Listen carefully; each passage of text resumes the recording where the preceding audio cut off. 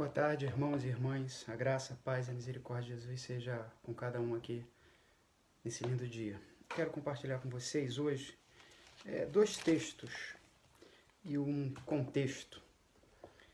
O primeiro texto é no livro do profeta Jonas, capítulo 1, que diz, versículo 4, que diz: Fez-se no mar uma grande tempestade, e o navio estava a ponto de se despedaçar.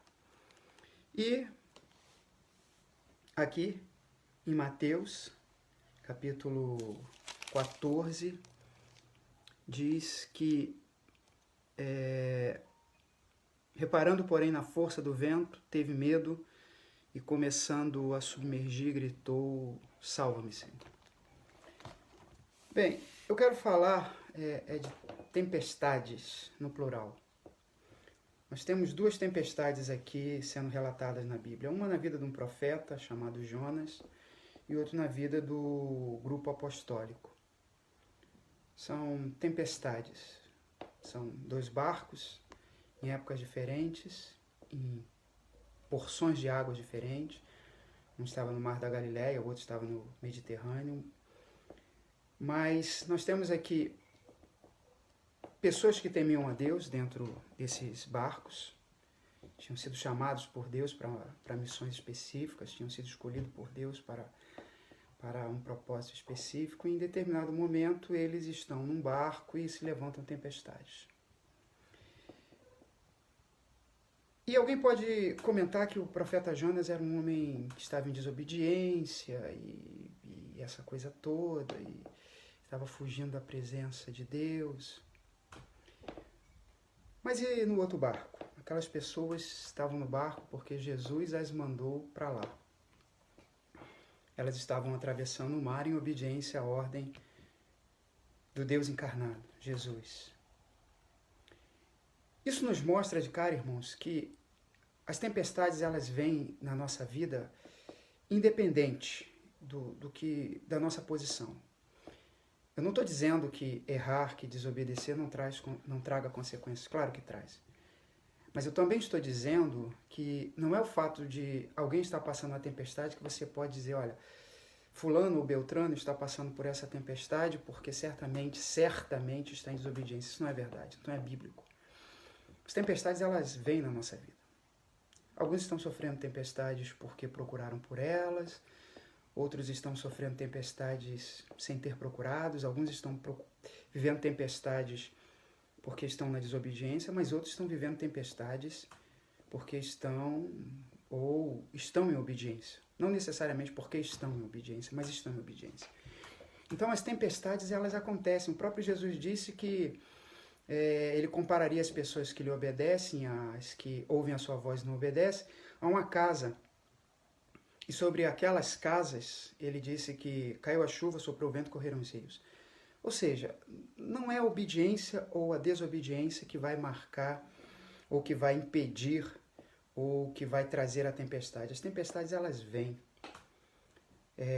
Muita gente nessa tempestade mundial que está acontecendo perdeu parentes, eu mesmo já perdi pessoas próximas, queridas. Outras pessoas estão em situação muito grave nesse momento que eu falo, muito complicada, gente amiga que está com parentes, com pais, pessoas próximas internadas. E o que a gente diz para essas pessoas? Essa tempestade de repente na sua vida. Não é isso que a Bíblia ensina. As tempestades, elas vêm sobre a nossa vida, elas acontecem. É claro que no máximo possível a gente deve fugir delas, tentar remediá-las, olhar o boletim meteorológico, né, antes de sair, mas às vezes o boletim meteorológico diz que vai ser céu de brigadeiro, mas imprevisivelmente uma tempestade se levanta. Então a questão não é a tempestade em si, porque a gente às vezes se foca demais na tempestade, mas é como nós vamos sair dessa tempestade. O primeiro, a tempestade que eu mencionei, o profeta Jonas, ele sai dessa tempestade vomitado. Ele se atira no meio da tempestade, ele se atira no meio do mar revolto e de lá ele sai vomitado por um animal marinho. Os discípulos saem dessa tempestade ancorando o barco na praia, firmes, andando sobre seus próprios pés.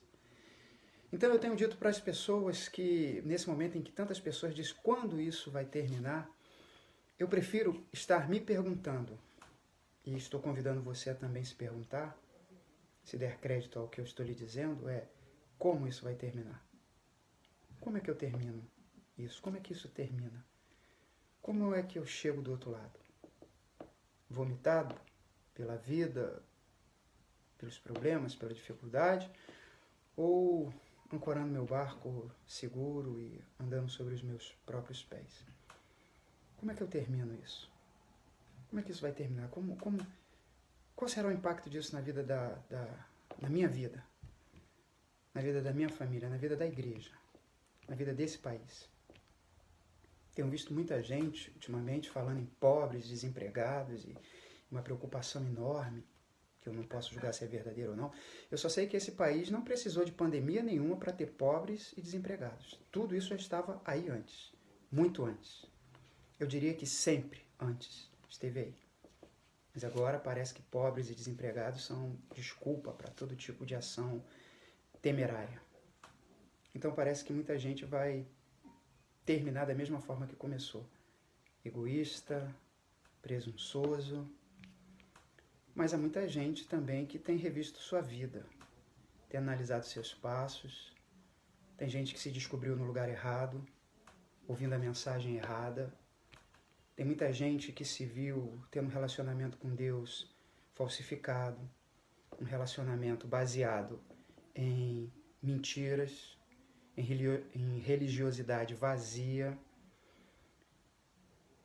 A tempestade vai passar em algum momento, isso é fato, nenhuma tempestade é para sempre, né? Mesmo as tempestades milenares de Júpiter, um dia elas vão passar. Mas a questão é como eu passo por elas, como eu vou estar do outro lado. Nós temos tido a oportunidade aí de refletir.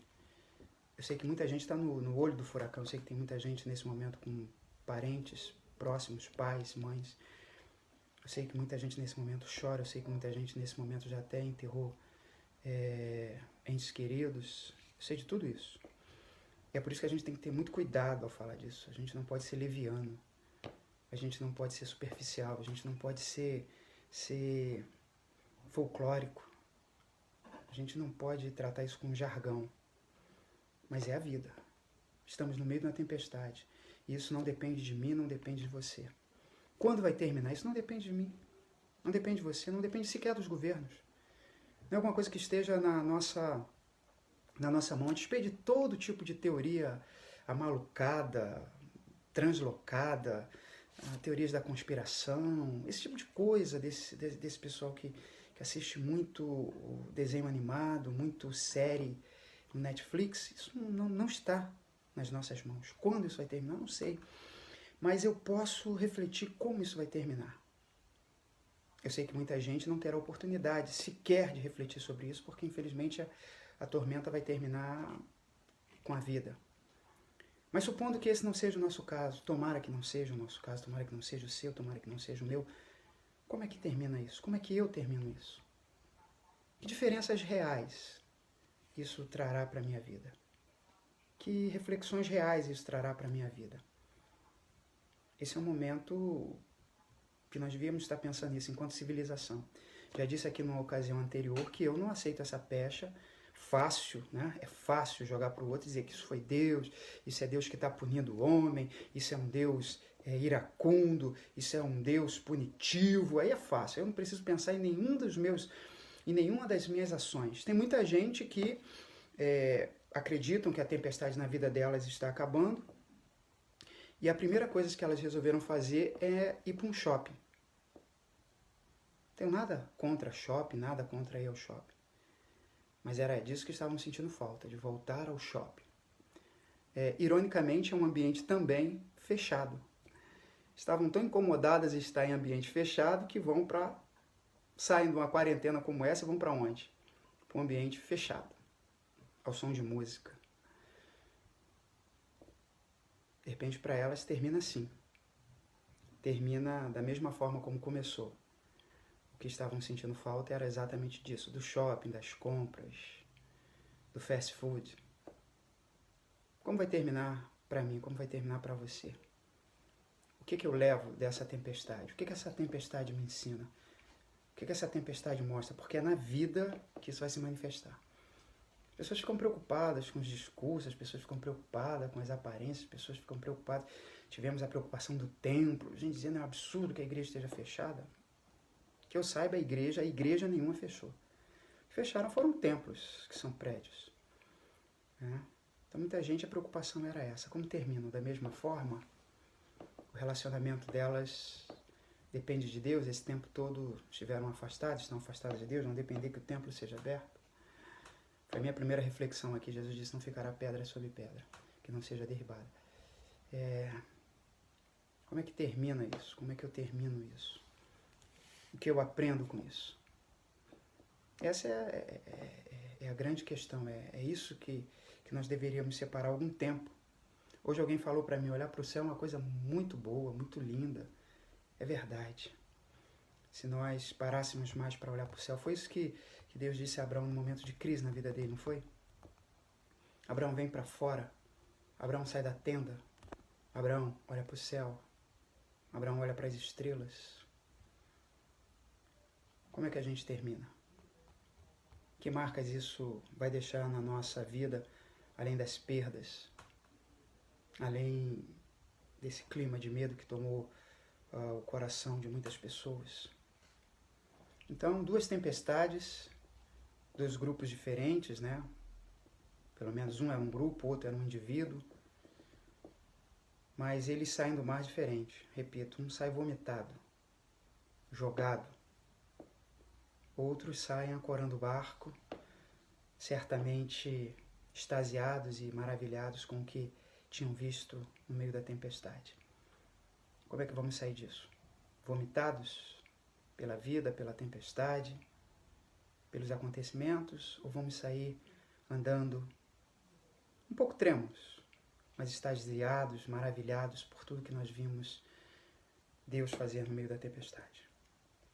É isso que eu estou refletindo hoje e é o convite que eu faço a você, o convite que eu faço a você refletir.